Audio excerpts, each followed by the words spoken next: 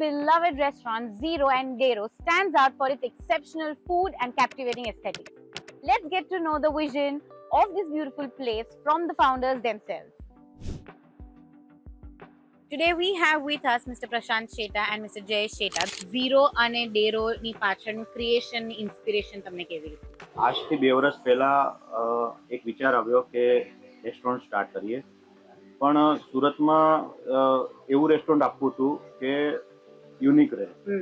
તો એક નવા કોન્સેપ્ટથી અમે આવ્યા કે ઝીરો વેસ્ટ પોલિસી ઉપર કામ કરીએ અને ફૂડ હોય કે પછી મટીરિયલ્સ બીજા યુઝ થવાના છે રેસ્ટોરન્ટ બનાવવા માટે, એમાં મિનિમમ વેસ્ટેજ સાથે કામ કરવાનું પ્લાનિંગ કર્યું હતું. તો બસ એવી રીતે પ્લાન કરી લીધો ઝીરોનો, અને ટાઈમ ટુ ટાઈમ ડેરોનો બી એવી રીતે થયું કે 105 વર્ષ જૂની પ્રોપર્ટી અમને મળી, જેમાં કોઈ પણ વસ્તુને નેચરને ડિસ્ટર્બ કર્યા વગર ડેરો રેસ્ટોરન્ટ બનાવ્યું. ઝીરો નામ કેવી રીતે પડ્યું? અમારું ફર્સ્ટ રેસ્ટોરન્ટ હતું, એટલે સ્ટાર્ટ ફ્રોમ ઝીરો.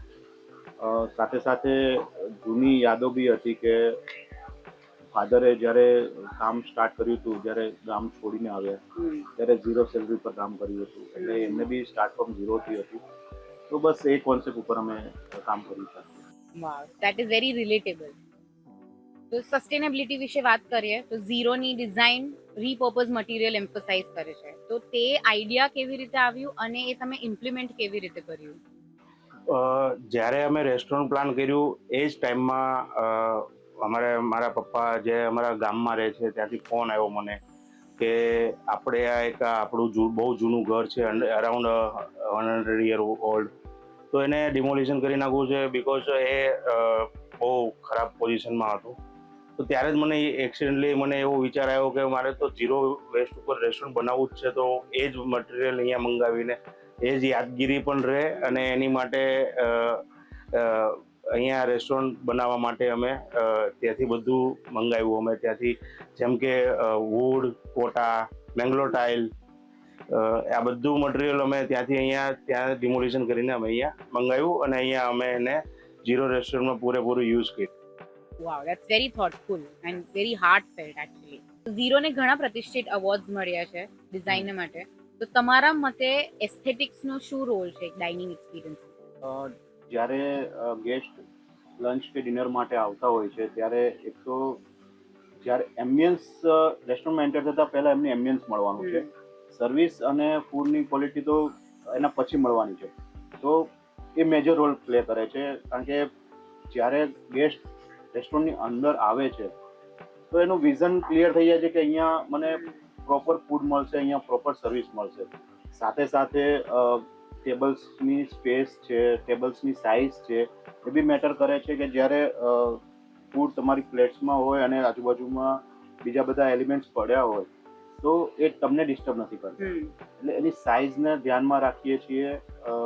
સાથે સાથે સ્ટાફનો આવવા જવાના રસ્તાને ક્લિયર રાખવા માટે સ્પેસ બી ક્લિયર રાખીએ છીએ. તો એ મેજર રોલ પ્લે કરે છે ટેસ્ટ માટે. And that's very thoughtful. I think we know zero અને ડેરો છે એ સુરતનું ફૂડ કલ્ચરમાં શું કન્ટ્રીબ્યુટ કરે છે, and how do you connect with the community of Surat? સુરતના લોકો ફૂડી છે. સુરતના લોકોને કંઈક નવું જોવું એટલે તરત જવા જોઈએ છે ત્યાં ફૂડ માટે. તો અમે લોકો એવી ટ્રાય કરી છે કે સુરતના લોકોને થોડું ટ્વિસ્ટ, એ જ ફૂડને થોડું ટ્વિસ્ટ કરીને ફ્યુઝન કરીને આપવાની ટ્રાય કરી છે, જે થોડું ચટપટું અને ટેસ્ટ વાઇઝ સુરતના લોકો જે એક્સેપ્ટ કરે છે એ જ ફૂડ અમે આપવાની ટ્રાય કરેલી છે. Correct, very beautiful. I personally am a fan of ડેરોઝ. Thank you. Okay, so that's amazing. હવે last but not the least એક પર્સનલ ક્વેશ્ચન હું પૂછીશ. તમારા માટે આ રેસ્ટોરન્ટ શું મહત્વ ધરાવે છે? ઓકે, રેસ્ટોરન્ટ જ્યારે તમે કનેક્ટેડ છો તમારા ફેમિલી સાથે તો ઇટ મીન્સ અ લોટ. અને જોઈએ તો મારી જૂની યાદો જે ઝીરોમાં અમારું મટીરિયલ, જે પ્રશાંતભાઈ કીધું એમ મટીરિયલ અમે યુઝ કર્યું છે, તો એ જૂની યાદો જોડાયેલી છે ફેમિલીના સાથે. તો મીન્સ અ લોટ.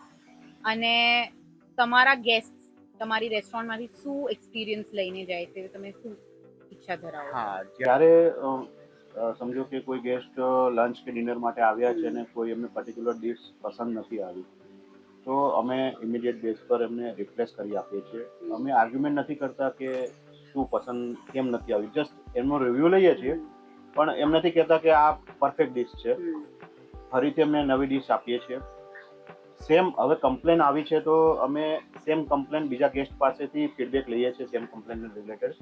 અગર મોર મેમ્બર પાસેથી ગેસ્ટ પાસેથી સેમ કમ્પ્લેન આવે છે તો એ પર્ટિક્યુલર ડિશ ઉપર અમે કામ કરીએ છીએ અને કરેક્ટ કરવાની કોશિશ કરીએ છીએ. એટલે અને એની સાથે જ્યારે અમે ડિશ રિપ્લેસમેન્ટ બી કરી આપીએ છીએ તરત, તો ગેસ્ટને એમ થાય છે કે નહીં આવી સર્વિસ મને ક્યારેય મળી નથી.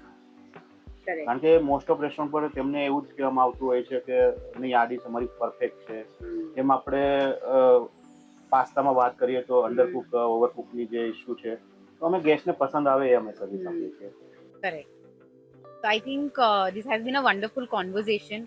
હોપફુલી જે લોકો છે જેને રેસ્ટોરન્ટ બિઝનેસમાં એન્ટર થવું છે તમારી પાસેથી ઇન્સ્પિરેશન લઈને આગળ વધે, એ અમારી ઈચ્છા. We come to an end of our interview. Thank you very much for sparing time for us. Thank you. Thank you very much.